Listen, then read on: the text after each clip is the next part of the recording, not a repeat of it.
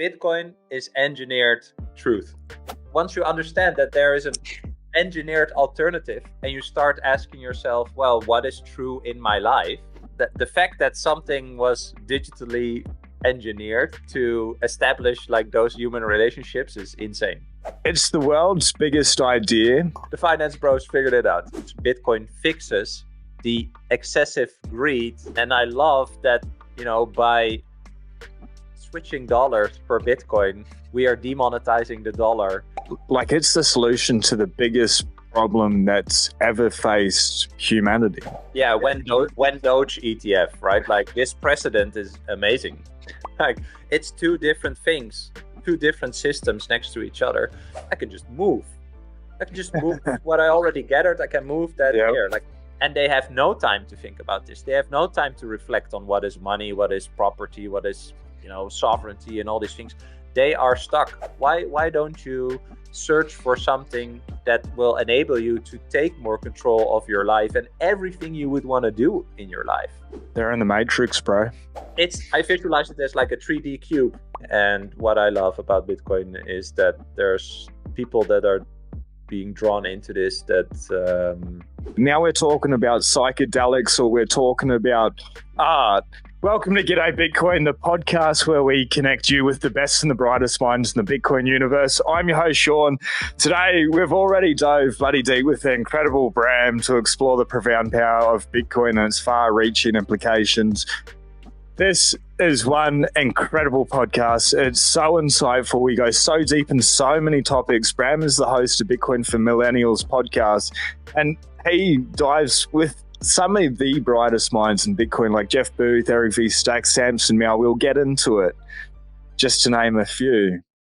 But this conversation, hold on, buckle up. It's really one to sit down and enjoy. Bram, how are you, brother? Oh, good, man. Super happy to be on your show. What a nice intro. I think, yeah, man, we are all figuring it out along the way, and nobody knows what they're doing. I think that's probably the center of our conversation. Been 10 years in Bitcoin, but I cannot retrace my steps anymore. Yeah. I don't know how I also cognitively got here. I don't know. It's just rational thinking, and this is where I ended up, right? So I don't know all the bits and pieces. Of course, there's a few people that really influenced my thinking. For example, I have an episode with Thomas Strolight coming out that. I read everything he wrote, and that is still just, it's mind-blowing to me. That really helped me get the philosophical part. But for example, Eric, right? So what I want to say, starting the podcast is a selfish thing. It's just having fun conversations and you're learning along the way, right? And so with Eric Dale, right, we just went deep, and he took a turn, a direction where I was like, fuck it, let's just go there. And we just went deep, and it's all over the place. But it's just fun, right? It's fun to challenge your mind. And I think that's also what is a common trait maybe amongst Bitcoiners. It's just the curiosity, right? I know that I don't know everything, and that's fine. So the only thing I can do is learn, and that is fun. Learning is fun. Man, nothing's captivated or held my attention. I've been here for 5 years, since 2019. And like you, I also don't recall how I got to this place. And I want to make it as simple as possible for people, which is read the book, Spears for Bitcoin. It's this thick. It's tiny. You can read in a couple of hours and you can get a fairly good foundation. But I started off with the white paper and the Bitcoin standard and sort of jumped in, but I was already involved with the altcoin degenerate casino type of thing. That's what first pulled me in. But Bitcoin was the second thing that I looked up after this crypto, which was so lucky. It pulled me in there and funneled me through. But then from that moment, every article I read, every podcast I listened to, every tweet I read, all the mainstream media, how I got to this place, I have no idea. And you want to make it as easy and as gentle for people as possible, because like you were saying with Eric Dale, you splinter off into all these rabbit holes and you're diving deep down. And you're we're talking about something else. And now we're over here. And now we're talking about psychedelics, or we're talking about art. And you're art and psychedelics, I understand they go together, but you'll be like thrown all over the place. And the whole conversation relates to Bitcoin, which is sounds money, like the soundest money that anyone's known. And you're like, this is insane. So, like, I think that like meme or that saying, nobody that gets into Bitcoin gets out of Bitcoin. Like, that's so true, because whatever their interest is, or whatever, in whatever area, whatever niche, they can go down there, and Bitcoin's just going to give them this like foundation to sharpen their razor with truth. Like, it's just a stone of truth, and just as you go down that path, it's just grinds, and you just get clearer and clearer. At least, that's how I feel about it. Dude, my friend sent me this hat because I say, and this is not, I didn't make this up. I think it's probably Sailor or I don't know, but like Bitcoin is engineered truth. It's an engineered base layer of truth, right? And why is it the truth? It's because its history is immutable, right? So whatever has happened in the time chain of Bitcoin, whatever happened in the transactions, who paid who, whatever happened in this monetary network is just set in stone for life, forever, basically. Right? Yeah, literally. And so the entire past of the money system, from its creation, how it works, what happened in this system, is all there for people to verify, right? Like that's where the don't trust, verify, of course, comes from. And I say that a lot. Like, people listening to this that are getting into Bitcoin, like, you don't have to trust us, what we think of it, right? You can verify everything for yourself. And once you understand that what happened in the monetary system, in that network of Bitcoin, is the ultimate truth, and nobody can change it anymore, and you then port that to like your real life, what is happening around you, well, the classic quote, history is written by the victors, right? Yeah. That is very true, but that doesn't mean that the history is the truth, right? And what you've been told is not necessarily the truth. It's someone's truth, and it became your truth. But once you understand that there is an engineered alternative, and you start asking yourself, well, what is true in my life? That is what I think is the rabbit hole, right? The rabbit hole of going down, what are my values? What do I think is true? How do I look at the world? What is money? What is ownership? What is sovereignty? Like, all these things, will pass you, and you will feel kind of like obligated to yourself, I'd say, to check it out, right? And that's what I also try to focus on in the podcast. Like, there's tons of educational resources and like factual information that will explain to you how Bitcoin works. I mean, shout out to all the OGs that did not have that, right? And still got it, by the way. Like, I think it was way harder. Also when I found Bitcoin, it was way harder. Like, I think so I found Bitcoin 2013, but I think only past 5 years I really went down the rabbit hole more, right? Also because there was just more education, more thoughts, more people, like, for example, Thomas Strolight, he's been writing for 3 years only, right? So you need those people that show the implications of what this discovery can do to us and for us. And that personal journey, I think, for me, is the most interesting one to highlight, because that is also what bonds us, right? Like, if you meet other Bitcoiners, and you don't talk about the simple stuff, like, you have a bond in some way because we both know we did the work, right? It's hard to understand what this is, and also project it towards the future and what it could be for us and how it can change us and our family, but eventually also the world, right? Like, those are very big things. And I think that the fact that something was digitally engineered to establish like those human relationships is insane.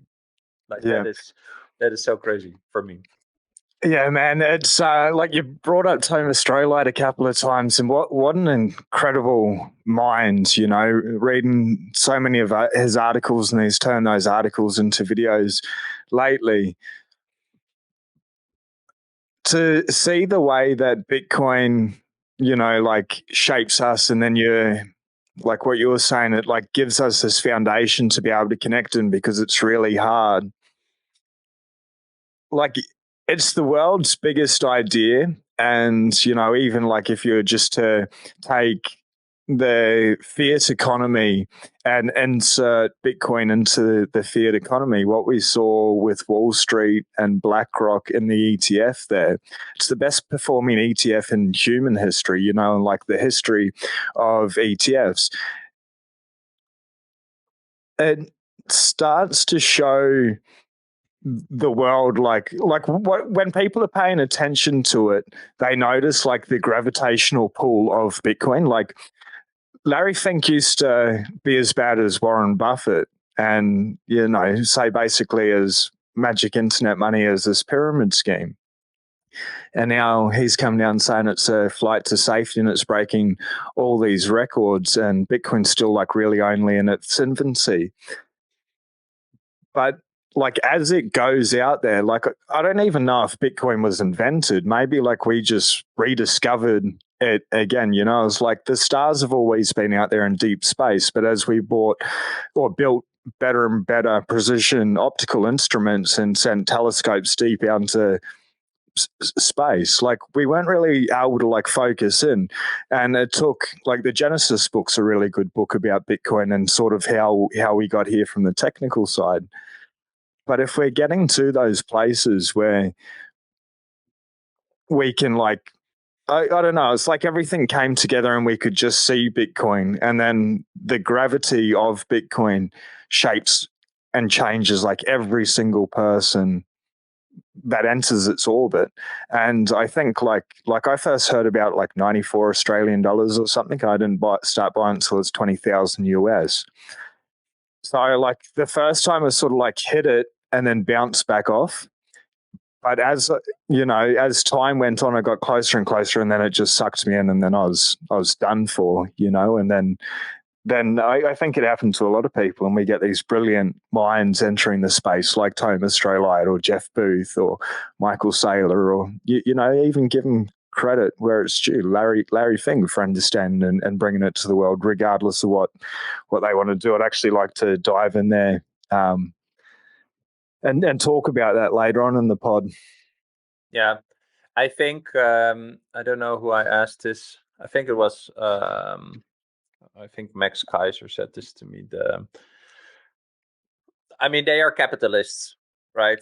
Larry Fink is, you know, if there's 5 winners of the fiat world, he's probably one of them, right? Or like that system. And so I think there's a few things that are interesting. One is that Wall Street is adopting an idea, a concept that's been released on a random internet forum 15 years ago. Like that, anyone and anyone who works at like a corporate company should understand that before, you know, a company like that takes the initiative to start an ETF, they have to really figure it out. They have to understand what this is, right? And so I think it kind of sucks. So I think a few things. So they have to understand what this is, and there's multiple people that have to sign off on this, right? Like there's like a chain of people that sign off, right? From legal and finance and like all these things. And so that signals to me they know what this is. They really, really know what this is. They know what it is, like we know what it is, right? Yeah. It's the scarcest, most finite asset that's ever been created or discovered. That kind of sucks because they figured it out. You know, the finance bros figured it out. But that's also part of Bitcoin, right? Anyone can adopt it. But the fact that they figured it out, and also that, you know, if you just, like, again, if you put it in perspective, this was a random idea released on a random internet forum 15 years ago, and Wall Street adopted it. Like, how is that not your biggest signal? How serious is this thing? This is not, you know, I have sometimes these discussions on Twitter or LinkedIn, right? Like yesterday, there was a guy, PhD at like a top technical university, who's like, yeah, Bitcoin, I don't know, like all these assumptions around it, like I don't see it. And I think like this is where the personal journey comes from, right? Yeah.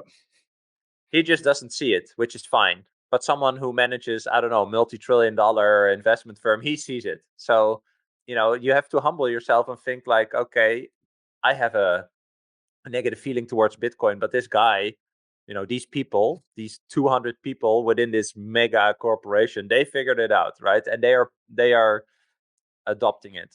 So you have to be like, who the fuck am I, right? To have like feelings. But well, anyway, so for me, that's a big signal that the fact that they adopted it, the fact that they really figured it out, because it has to be signed off on multiple levels, but also and that's what Max Kaiser said, like the greed is pulling them in, right? Like what does Bitcoin fix? Bitcoin fixes the excessive greed and the perverse incentives that, are rampant in the fiat money system.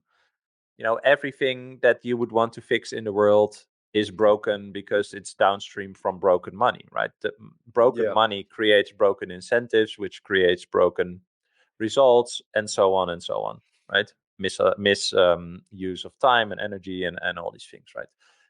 And so I think also Jack Mahler said this in this week on a segment. He said, like, the banks see something they can actually earn money with because they're bleeding on all the other sides, right? With treasuries and stuff like that. And so I find it interesting that the greed is pulling them in. The greed of, oh, this is a new thing. Let's see if we can make money with it. They still have to figure out what this is. Probably they understand it's more than just a get rich quick thing. But the greed is pulling them in, and I love that by switching dollars for Bitcoin, we are demonetizing the dollar. The whole thesis is playing out because the people at Wall Street are so greedy, and lots of people just follow what BlackRock does, and they have no clue. They don't understand Bitcoin, but they're still in, right? And the more pension funds, etc., buy the ETFs or Bitcoin, and becomes a bigger percentage of their holdings, the more they are locked into this thing, and they cannot let it go, right? So I think it's a really interesting feedback loop that starts with their greed, but eventually acts as a Trojan horse, because the government is going to ban Bitcoin, never going to happen. Bitcoin is going to zero, never going to happen, right? All these things are done now, right? And what showed me yesterday with this ETH ETF approval is also that this is my idea, but most people in politics have no fucking clue what all these things are. It's pure political opportunism, which is fine. That's how the game is played. Donald Trump on a random event answers a question, about crypto, and says like, "Yeah, I'm pro crypto, go Bitcoin, etc." Right? And the Dems are fucking scared, like, oh shit, he said it. Like now we have to do, like, this is how I see it, right? Just like, oh shit, okay, well, what can we do? What could be like a little win for us? Okay, call Gary and let's fast track these ETS. Is it a security? I don't know. Let's just not talk about it, right? Like, they're not even mentioning it. And this is how it goes. So it's fine, like, congrats to all the ETH people. Like, I bought Ethereum at $70. I'm now 100% Bitcoin. It's all fine.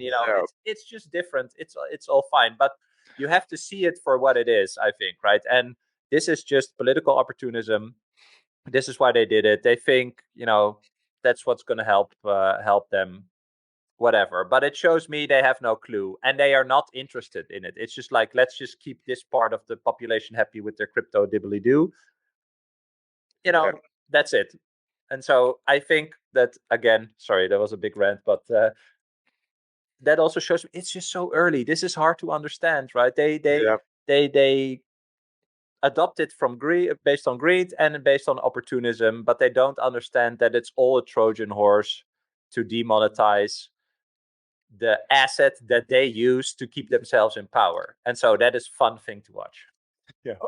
I wonder if, like, how long it takes for them to work out that it is this Trojan horse, because they've come in, like you were saying, like from that greed angle, and maybe that's all they pay attention to, and they don't see this happening, say, for like 5 years, 10 years. Like that's all it's going to take, because like you were saying, that flywheel effect that just builds up and it gets all this momentum behind them.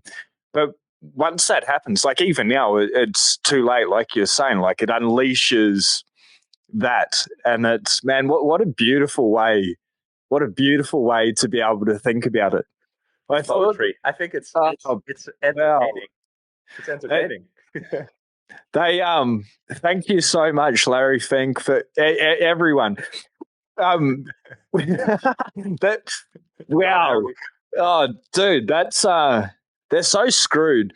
And the thing is, like, we don't know what people like Larry Fink have done. He's getting older in life, and I'm sure he was absolutely ruthless in whatever way that means to whoever out there listening to get to where he is.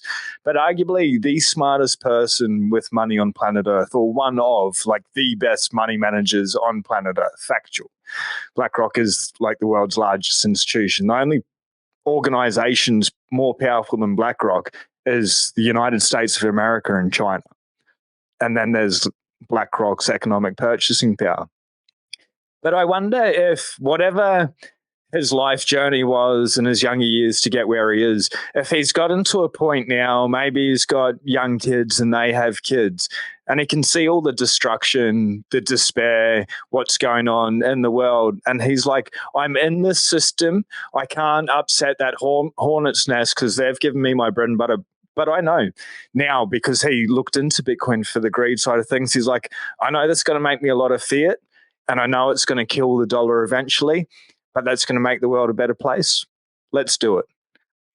Dude, this is one of my thoughts. It's just like, okay, so you're in the fiat boat, right? He's in the fiat boat, but yeah, they decide to get into another boat, just the non-fiat boat, right? And now, of course, with the ETH ETF, etc., like I don't think we have to talk about it, but it's more interesting that he's like putting a leg in another boat, and this is probably the one of the most informed people, more than the American government or people in the American government, as we've seen in very funny viral videos, by the way. Like, that has a good idea of the American economy, all the debt, all that stuff. So he knows what's going on. At least that's my assumption, right? The base case assumption is he knows everything that's going on, right? And then he decides to get into this other boat. I think it's fascinating because, for example, Warren Buffett hates it, puts $120 billion in US treasuries, basically funding the US government in some way. That also exists, right? And Warren Buffett is also one of the super well-informed people, right? He has to know all this stuff. And so the fact that Larry Fink is already in this other boat, I once had this thought about, what if it's kind of like similar. Of course, he's older, so I don't know. But like, if you think about like the long-term play, right? If you think about like the speculative attack of George Soros on like the Bank of England, right?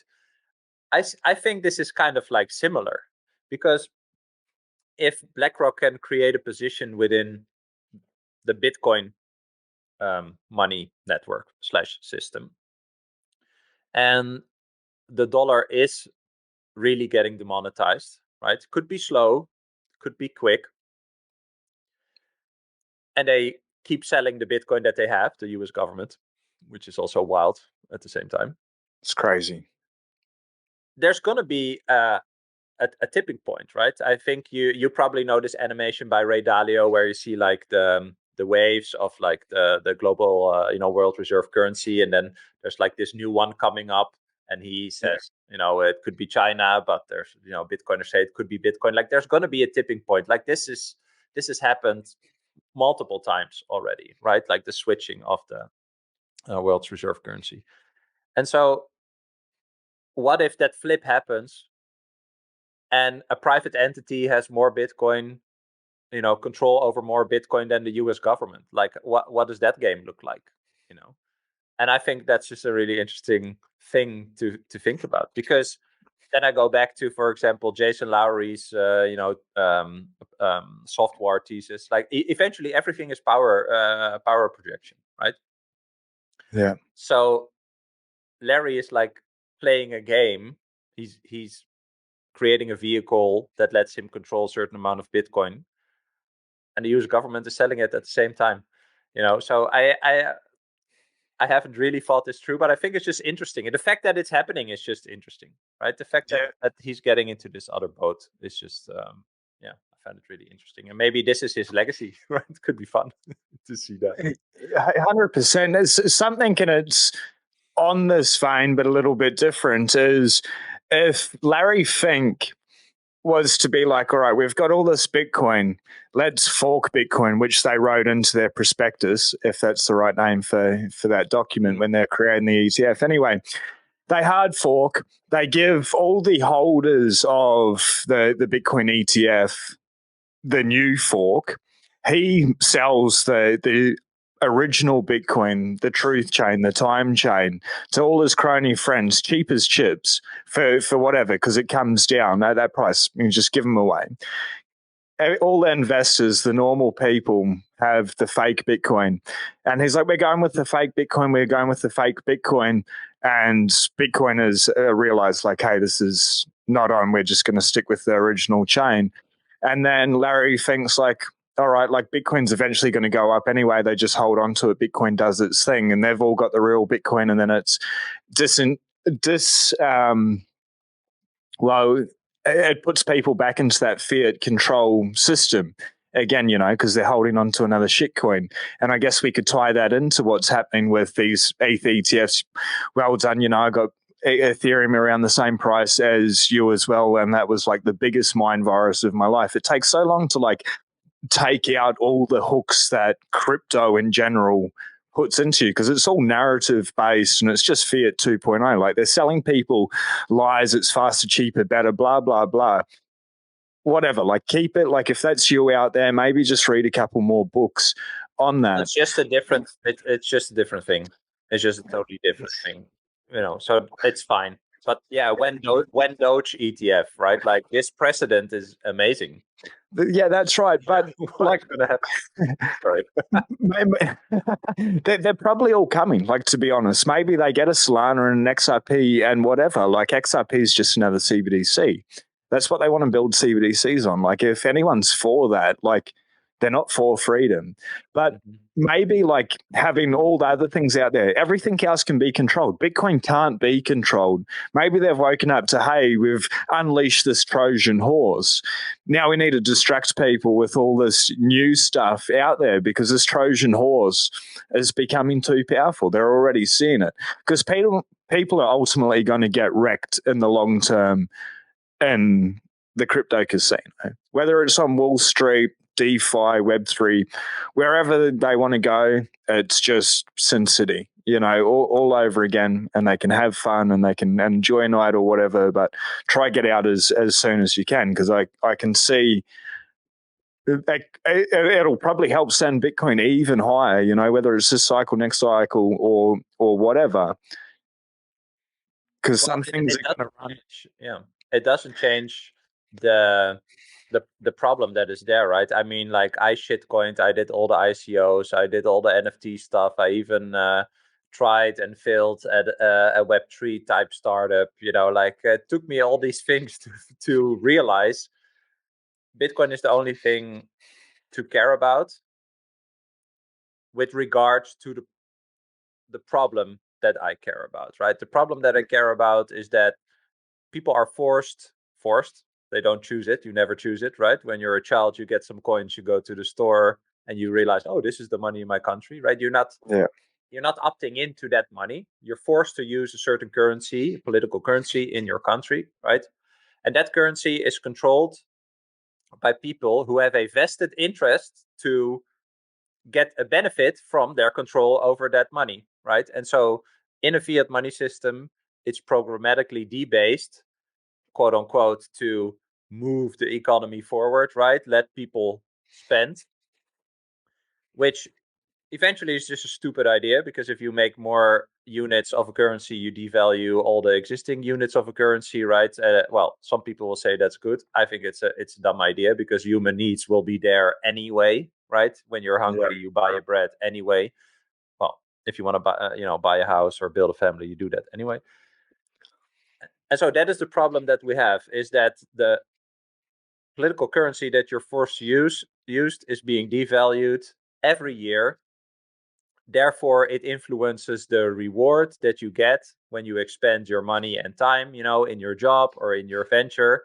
And that fact influences your real, individual life. It messes with your time preference. You cannot plan for the future because other people are manipulating the reward that you got for your work. That's it. That's the biggest problem that we have. And the only solution for that is Bitcoin, because it's a finite, scarce, provably finite scarcity. This is the only thing that we can use. And crypto is an attempt by startups to create an ecosystem wherein you can do different things, whatever the use cases are, right? And they have a token that fuels that ecosystem. Yeah. That is it. So, it's fine and it can exist, but it's a solution to an assumption about other problems that are there, right? Like, some people say, blockchain is just a fancier database, etc. Maybe tokenization in some way of like real world assets could be something, but yeah, it's just a different thing. It's focused on a whole different set of problems or needs or wants. 100%. I heard it, I don't know, the other day, I can't remember, but it's really like, just to dwell on crypto a moment, shout out to all the ETH bros. It's really a technology play, and Ethereum's losing that big time. They're sort of all losing that, but like you're saying, Bitcoin's here for, like, it's the solution to the biggest problem that's ever faced humanity, like the money. We all work in whatever way and exchange our time for money, and money's irrelevant. Like, our time's the most precious thing, but we need something to be able to value our time in. And if someone can control how that is, like, if they just print, well, they're also devaluing like our lives, like you could save up for anyone before 2020, say easy numbers, they had $100,000 savings, cash. The world government's doubled the money supply, like in Australia and the US.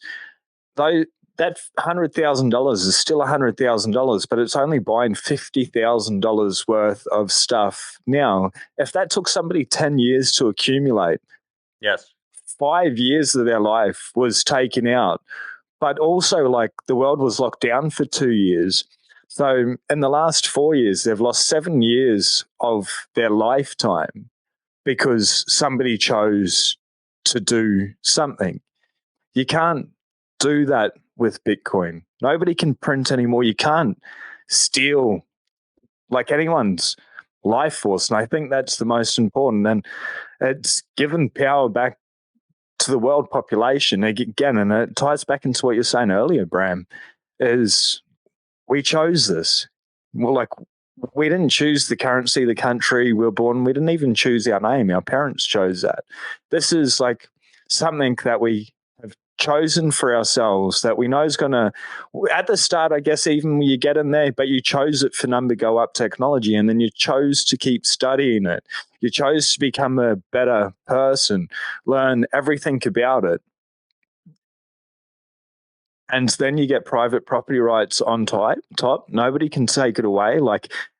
And then you start to see, like, how not only does it fix the money, but like it fixes food, medicine, wars, like not everything, but like electricity costs. There's so many areas that Bitcoin does, and you're like, oh well, like Bitcoin fix the money, fix the world. It's I'm with you, man, on that admission. It's the only thing that's worth talking about. That really matters for humanity now. Yeah. So I guess what I'd like and what I'd really be interested in is, say we didn't have Bitcoin. There's like CBDCs, digital IDs, social credit scores, things like that, massive amounts of inflation. Do you see like that getting worse and worse just by itself? Or like, I know Bitcoin is here now. What are the ways that you see? Because like for anyone on a Bitcoin standard, the next couple of years and like their life's going to keep getting better, but anyone on the fiat standard, I think their lives are going to get worse. Like, how do you see that playing out? I think it's basically two opposing vortexes. Like it's two different things, two different systems next to each other. That's all. Once I realized that, right? So to go back to your point about, and I'm writing an article about this actually. Like you trade your finite time and the finite energy that you can expend in a finite amount of time, right? Your work, whatever you do. You trade that for a reward that can be created infinitely. Just that statement. If you really think about it, that's the dumbest thing you could ever do, right? And so you get all these rewards. You put it in your bank account. You look at the number on your banking app, and you think like, oh yeah, I gathered all these numbers, right, by doing whatever I do. Okay, but once you realize, and I realized this, I think it's always fun to share, but I was 30 and I had a mortgage and I worked at a bank. Then I had a colleague and I was already into Bitcoin, but this will show you that I had no fucking clue what I was doing. I had a colleague who told me, did you know that the money in the bank is not yours? And I was like, what are you talking about? And then we had lunch, and in 1 hour he taught me how the banking system worked. And I was like, I'm an idiot. Like, I'm participating in something and I don't even know how it works, right? And the number you see in your banking app, it's a number. It doesn't represent value. And it's probably also not actually there, like how you learned it from your comic books when you were younger. There's like a safe with coins and bills. Like that does not exist, right? Yeah. And so what you see, so you expended something real physically, right? Energy, real energy, and then what you see as your reward is just imaginary. It's not there. And once I realized that I gathered rewards and I saved them in a system that abstracted it away, also lended it away, right? I was like, okay, this is not a good idea. This is just a really bad idea to do it like this. And then I saw the other system, you know, Bitcoin, and I was like, I can just move. I can just move what I already gathered. I can move that here. Like I visualize it as like a 3D cube with the wealth that I had, and I just move it. And so, yeah, what we talked about, I just stepped out of that system and I moved to the other one. And so when, to answer your question, I think it's just two different things that exist next to each other, and there will be energy from the fiat system moving to that other system. And so the fiat system will go down. It's like a downward spiral with all the effects that, uh, get from inflation and the evaluation of the money and all these things. And the other one, Bitcoin, is just it's an upward spiral, because more rewards, more human energy will be stored in Bitcoin. And because it's a finite system, it will go. Yeah, I see it as a vortex going up, basically. So yeah, that's kind of how I see it. They're totally opposed to each other. And I think if you're stuck in the fiat system, you know, I realized when I talked to Maya Parbu a few weeks ago. She's going to be a presidential candidate in Suriname in May next year. I realized that, and I think also for you, I always thought, if people realize they have a problem, they're going to study, right? Like, how do I get out of this? How can I fix my problem? And I looked at myself with regards to figuring out Bitcoin as smart-ish, in a sense that I have not experienced a real problem, also because of the country that I live in, right? But I still figured Bitcoin out. I thought that was an achievement, because it would be more clear for people who have a problem. But then she told me, people here in Suriname, they have no time. They are surviving day by day. They are stuck. And they have no time to think about this. They have no time to reflect on what is money, what is property, what is, sovereignty, and all these things. They are stuck. So you are privileged. The fact that you were able to figure it out comes from a privileged position, because you did have some time and space to reflect on yourself and read and watch and do all these things, right? And there's people that are stuck that do not have that. And for them, it will only get worse. Right. Yeah. It's actually been proven, right, that if you have money problems and you're struggling every month, it actually impacts your decision making. It impacts your IQ. Like, you make worse decisions because your stress level is really, really high. And I think that will only accelerate. I mean, we see people gamble, and that's why people are into crypto and like all this just nonsense spending without thinking. It's they cannot help it. They are unaware of how they are influenced. And yeah, I know that doesn't really sound nice to say, but it's not their fault, right? It's an external factor that influences their life. And I think that's, again, the core thesis of Bitcoin is you want to step out of that. Like, do you want to be influenced by a third party, other people no smarter than you, that also do not care about that you are you, not in a malicious way, but everyone has their own life, right? So I care about my family, and I care less about you, right? I mean, that's just how it works. And so the people that are in charge, they have that same situation. They have their own family, they have their own income, they have their own ego, their own problems, whatever they are. Everyone has something, right? And so you cannot expect that other people can take the responsibility for their own life, and then also for your life, your real individual life, that you value every morning when you wake up, for example. You cannot expect that. So we need something that takes that responsibility away from these other people, and the option to corrupt that system also, we have to take that away, because we are all corruptible in the end, right?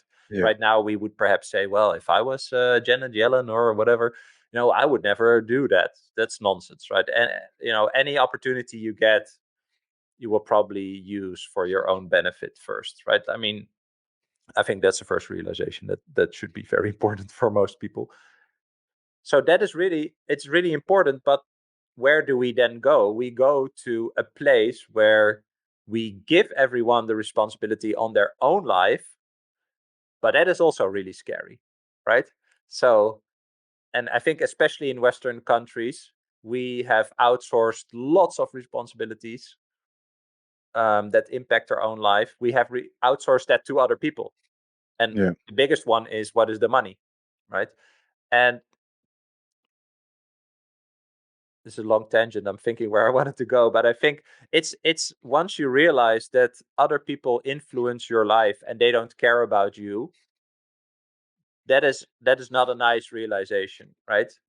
But then when you say, okay, what is the alternative? Well, if you move to this new system called Bitcoin, then you are fully responsible for your own life. That's also very scary, right? Yeah.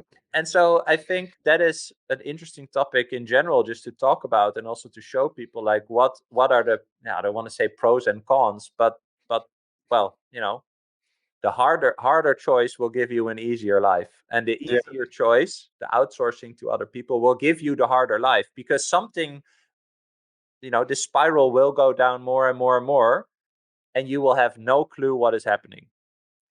And that is worse. That is worse than making the hard decision to realize no one is coming to save you. I am my own person. I have full responsibility of everything. And then do that, right? Like, and then I'll stop talking. Sometimes I see these videos that come, like, I don't know, like out of Africa or something, right?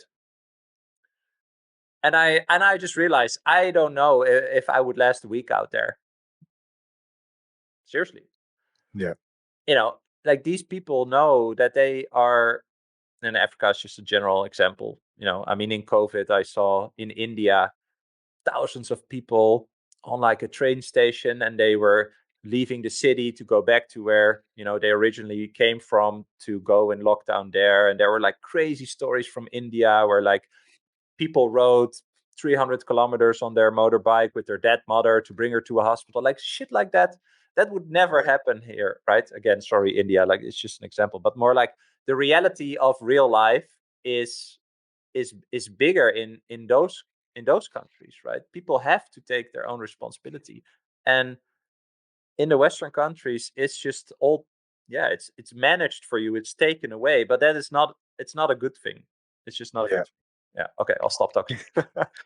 Man, the way you think about it is exactly how I think about it. And like my wife really pulled me up, I guess, on this is I'm like people are working their entire lives for money in whatever respect, or money's going to be there throughout their entire lives. Like it's there from the start, it's going to be there at the end.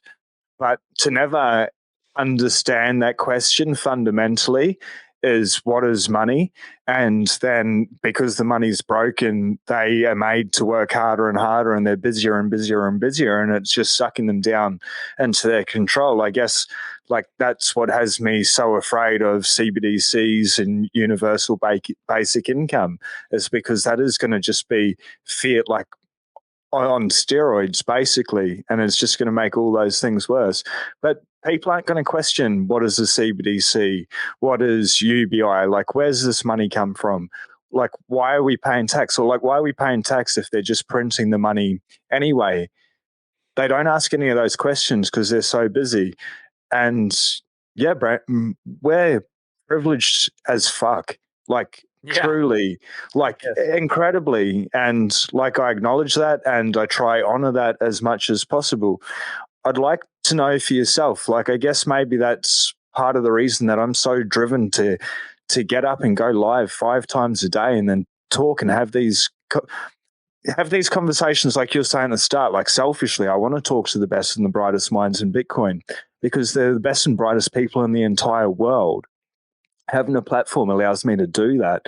Like to speak with you, it's such an honor. All the great people that both you and I have had the opportunity to speak to. But put like that aside, I know that I've had this privilege and I've had the time to understand it. And then once I've understood it, I've now got an opportunity to hopefully break it down simply, or at least get somebody to be like, okay, like whether they want to listen to me or you or anybody else, just be like, there's something in this Bitcoin.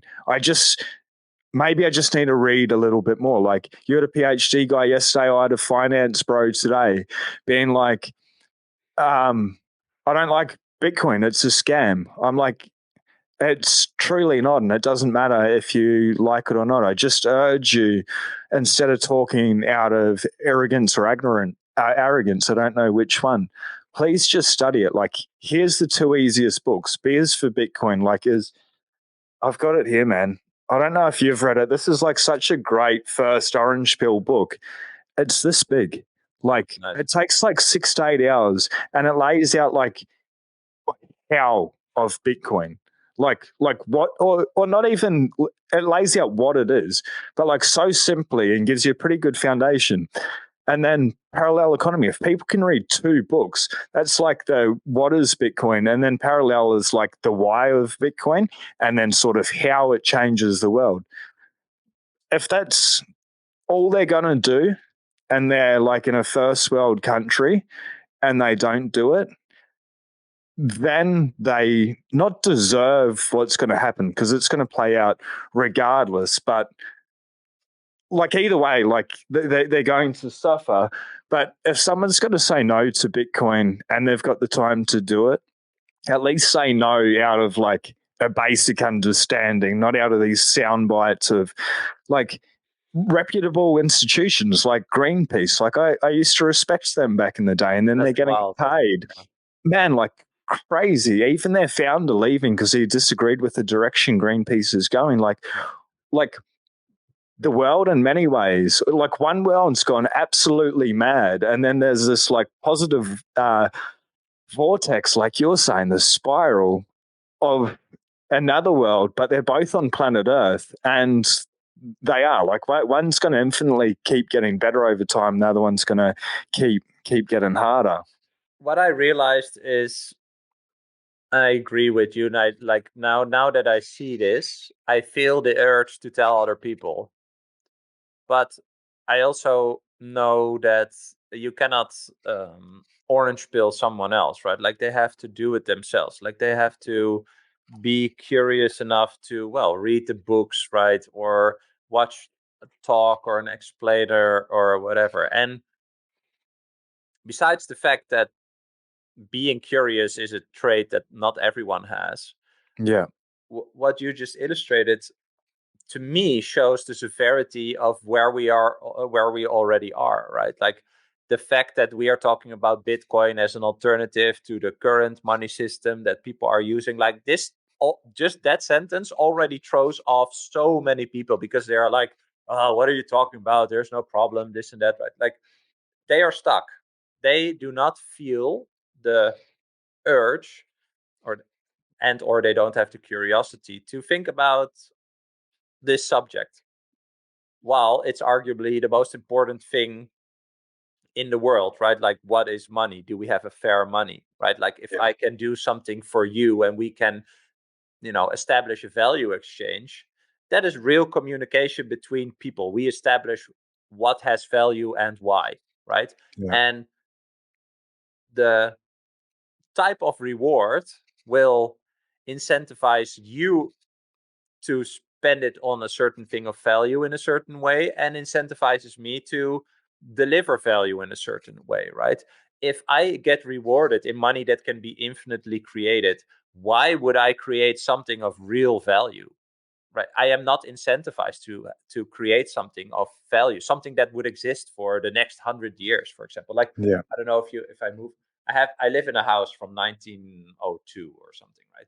And like doors like these, like they are nice. Like there was a carpenter or a glass guy that was like, I'm gonna make this door nice. They were incentivized to make it nice or to really, put their craft to work. And if you go to a modern house right now and you look at a door, it's just like a, smashed pile of, wood, wood, how do you say, I don't know, like the triplex thing.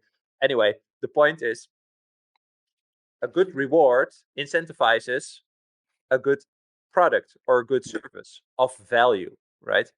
And so this is really the basis of human interaction with each other, because we trade with each other all the time, And so that is why this is the biggest thing to think about. But the fact that a lot of people are not thinking about it, are all, think a conversation like this is off-putting, it shows us that they are so distracted. I want to say distracted by, let's say their life, right? They are not stuck, but like, well, you're stuck in this frame that you just cannot get out, and you're not even people don't even get enthusiastic or curious when there's other people, that invite them. They're in the matrix, bro. Truly. I use the word matrix a lot. But also this is also off-putting to people, right? Like when you talk about matrix, but it's a frame that you live in, right? But once you realize that other people are also winging it, nobody knows what the fuck they're doing, right? Like that is a real realization. Nobody knows what's going on here, right? If people look at the stars tonight, they'll be like, what is going on here? Like that has not changed. And that is true for everyone. So why do you let other people control your life? Why do you do that? Why don't you search for something that will enable you to take more control of your life and everything you would want to do in your life?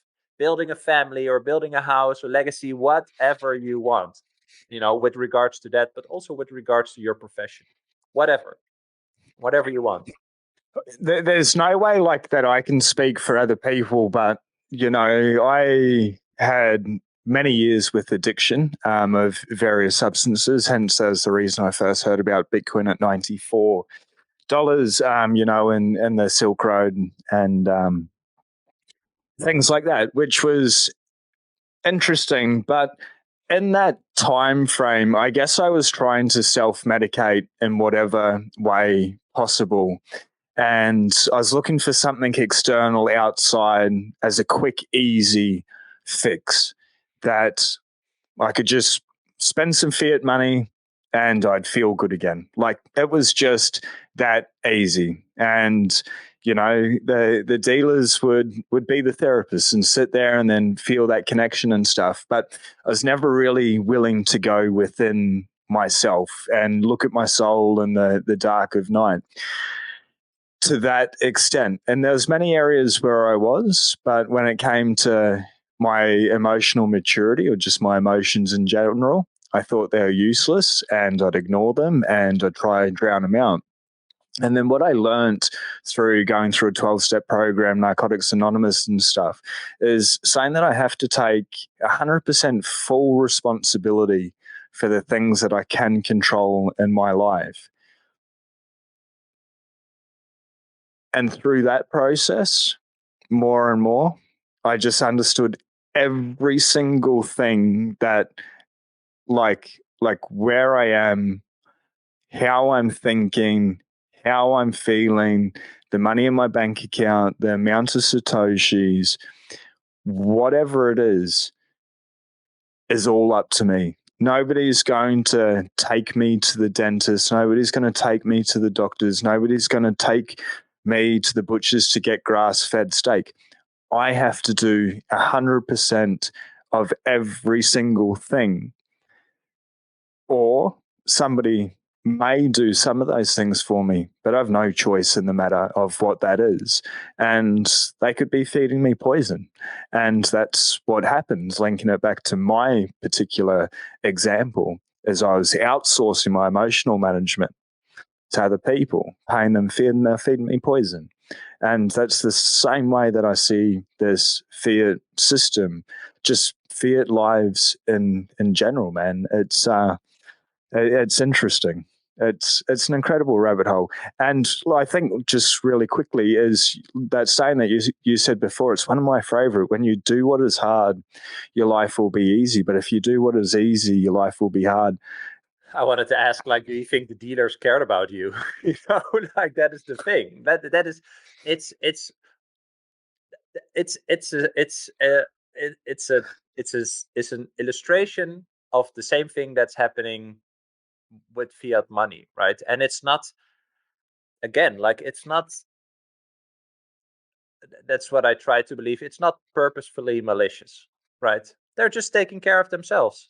Duh. Yeah. Like you should do too, right? Like it just makes sense. Like I said, like I have a child. If you have, even in a baby, you see the survival mode. Give me food, right? Like that. Yeah. And everyone has that. And just because you think you wouldn't behave like that, right? Bankers, or again, like when you're in a treasury, or be like, yeah, I would never deal drugs and blah blah. Fuck yeah, you would. You would. And that's okay to admit, that you would do that. Because there are people that are doing it. So you cannot deny the fact that you would probably do that too. And that's an okay realization. But it's also a scary realization. It will push you towards that direction of, fix your shit. Fix your own shit. You're the only person. Whatever happens is all a result of the choices that you made. And it's okay if you make the wrong choices and then you learn and you do something else. Like that's the entirety of life, right? Like sometimes I even feel that, I once heard this stat, like it's a 1 in 300 billion chance that you are you, that you were born and that you are you, right? And if you then decide, purposefully or not, to like outsource lots of things in your life to other people, you're disrespecting the fact that the life was given to you. Yeah. That's it. Man, it's poetic, and people would always say to me like, "Sean, you're weird," and I'd be like, used to take it as an insult or whatever, or it'd make me small. I'm like, hell yeah, I am weird. Like, weird means a little bit different, but the etymology means spiritual in nature, whatever that is for people. Like, when we break it all the way down, we are so unique, and these energy particles that have come together, like we're literally factually made out of stardust, and we're held together with an electromagnetic field. That's why I like your thoughts around the vortexes or the spirals. But you're put together in this unique way. It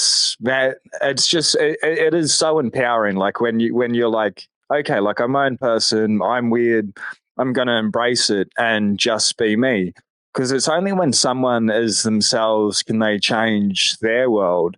And if they change their world, maybe it has a ripple effect. I know with Eric V. Stacks, you're talking about like the 100 monkey effect, man. Like when we change our own world, like when we shine our own light, we allow others to shine their own light. Like it gives permission for other people to do the same. But it's yeah, I don't know really where I was leading with that, but it's amazing in every way. Actually, I do know where I was leading with that.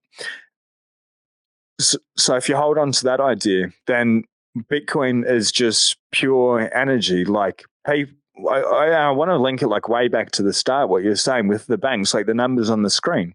Bitcoin, people are like, Bitcoin's just numbers on a screen. It's just Satoshis on a screen. It's just digits on a screen. It's no different to fiat. But the difference is there's proof of work went into it, and real energy expenditure was used. Like resources had to go in, and then all the mining farms and everything together and buying the electricity. And they've used electricity to make electricity money to pass on to an electric individual to be able to exchange our energy, which is our life force, which is what we are. Like in every single way, Bitcoin aligns with the truth, like more and more. But do you ever think about Bitcoin as like energy money and the energy that's wrapped up with this vortex that is Bitcoin? Yes, this is exactly the article I'm writing. So you expend your finite energy in a finite amount of time, and you get rewarded with something that can definitely be created, right? Dumbest trade ever, and everyone is doing it, So what would be the best trade for your finite energy expended in a finite amount of time, when you do a certain job or whatever, is to get paid in energy that cannot be debased, that is mathematically secured with physics, right? The law of conservation of energy. The energy was transformed from hydro or wind, solar, whatever, electric, into digital energy. So it was captured in this digital commodity. This is hard for people, I think, to understand. But I visualize it as like a 3D cube where energy was put in, and we can trade this cube digitally. Yeah. And the money that is infinitely created now, that you're getting your rewards in now, no energy was expended for that. So it's an infinite reward, but there's also no energy expended. So it's a double bad deal, basically. Yeah. So yeah, I see it like that. We trade energy constantly, right? Even everything that you see around you costs energy to create or maintain. I mean, the easel to paint, right? That's wood that came from a tree, and that had energy from the sun to grow, and then someone chopped it down and chopped it up and made it. Like everything costs energy to create or maintain. And so, if you pay someone to create or maintain a thing, you should pay them in energy as well. So yes, I 100%.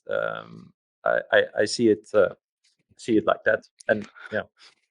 I really look forward to the article dropping. Well, I guess before we go too long, Bram, I better do a quick intro. Hey. Let's rip in. Welcome to G'day Bitcoin, the podcast where we connect you with the best and the brightest minds in the Bitcoin universe. I'm your host, Sean. Today, we've already dove bloody deep with the incredible Bram to explore the profound power of Bitcoin and its far-reaching implications. This is one incredible podcast. It's so insightful. We go so deep in so many topics. Bram is the host of Bitcoin for Millennials podcast, and he dives with some of the brightest minds in Bitcoin, like Jeff Booth, Eric V. Stack, Samson Meow. We'll get into it, just to name a few. But this conversation, like, hold on, buckle up. It's really one to sit down and enjoy. Bram, how are you, brother? Oh, good, man. Super happy to be on your show. What a nice intro. I think, yeah, man, we are all figuring it out along the way, and nobody knows what they're doing. I think that's probably the center of our conversation. But it's fun, man. We have to follow our curiosity. So happy to be here.